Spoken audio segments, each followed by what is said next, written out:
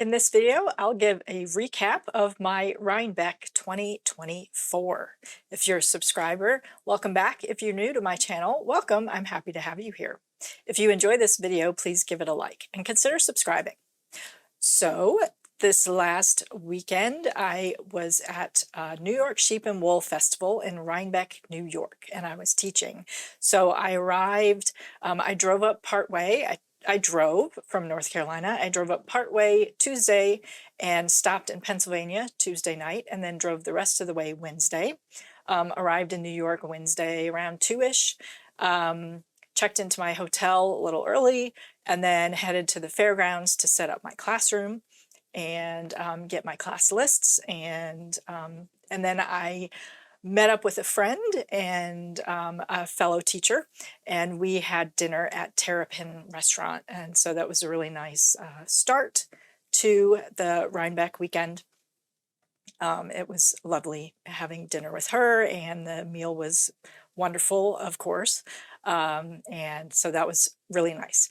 I was staying at a newer hotel down across the street from the Culinary Institute of America. It was a Residence Inn. The commute was not bad. It was about 20 minutes with good traffic, and it was a straight shot up 9 West. So that was good. I was on the right side of the river this year. Yeah, and so I taught all day Thursday. Let me see. Thursday I taught grafting like a pro in the morning, and then tips and tricks in the afternoon. Both classes went really well. And I got to the fairgrounds at like 7 a.m. each morning, so made for a long day. I was pretty tired. And then Friday, I taught again all day, and I taught mosaic knitting in the morning, and then sweaters that fit in the afternoon. And both those classes went great too. I packed my lunch on Thursday and Friday just because there were very limited food vendors, and so the workshop participants, need to eat too. So I just packed my lunch to make it easy. Let's see. Then Saturday was the first day that vendors were open. And again, I arrived at the fairgrounds at 7:30 so I could get a decent parking spot and get inside and into my classroom and get my classroom set up. And Saturday morning, I taught perfect necklines.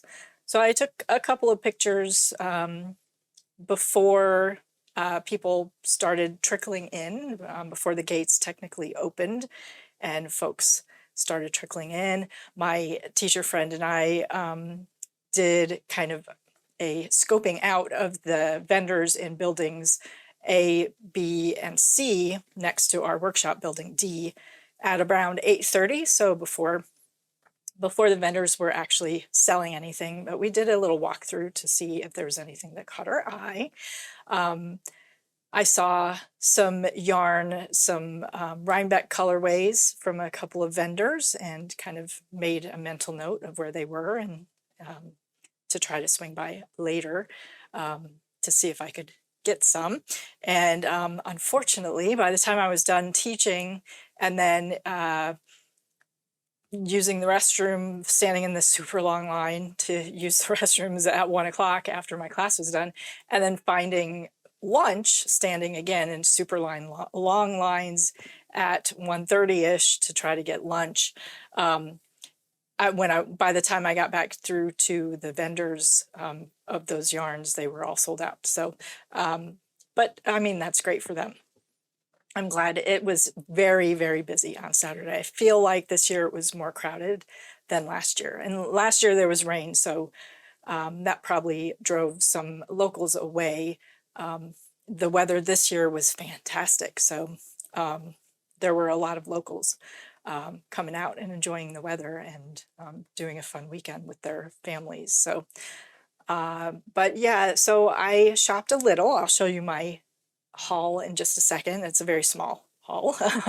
And then Sunday morning I taught again. Again, I got to the fairgrounds at 7:30, got a really good parking spot, got in to set up my classroom, was there, able to have a cup of hot tea in the quiet while before everyone gets let into the fairgrounds.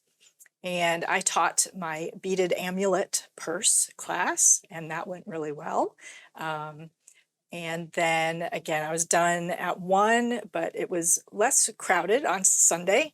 So I was able to more stand in a line for lunch. What did I get? I got crab mac and cheese, and then stood in line to get an apple cider donut, and the line was much more manageable on Sunday afternoon.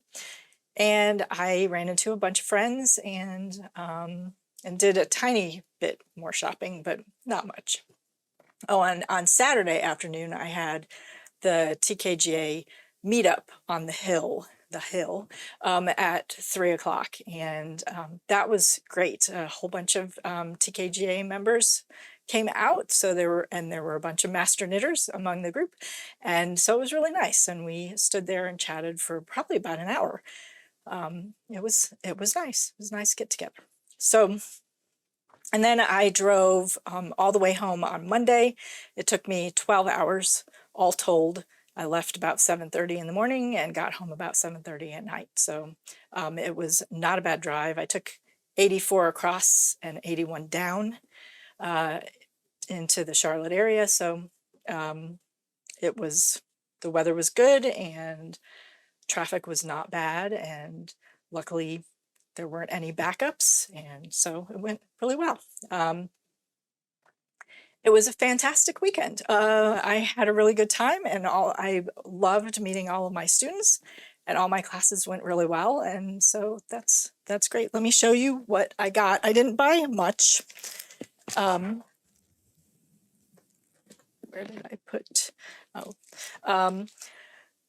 The workshop buttons. So there's workshop buttons to identify folks that should be in the workshop building. This year they had these enamel pins. They ran out, I believe, Friday. So Saturday and Sunday they were using buttons from last year. But yeah, so I got a workshop button. And I had pre-bought. It's great to pre-buy your souvenirs, so you don't have to wait in line for the souvenir tent. So I got a project bag, a little project bag with the logo from this year on it. And I had bought an enamel pin, their official enamel pin. Let me get it out of the bag. Which is just the sheepy.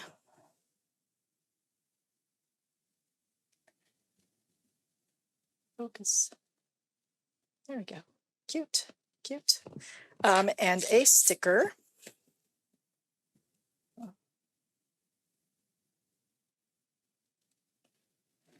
And a tote bag. I'll insert a picture of the tote bag here. And I picked up a program or two, because that's a great souvenir too. And then I had to get the We One's special Rhinebeck stitch marker, which he won't show up on the camera. I will put a picture of him here. It's a super cute black cat with a not quite finished sweater, holding the skein of yarn, and little tails of yarn are hanging off of the sweater. I think it's just super, super cute. And then really my only other purchase, so I did the stitch marker and then buttons, and I got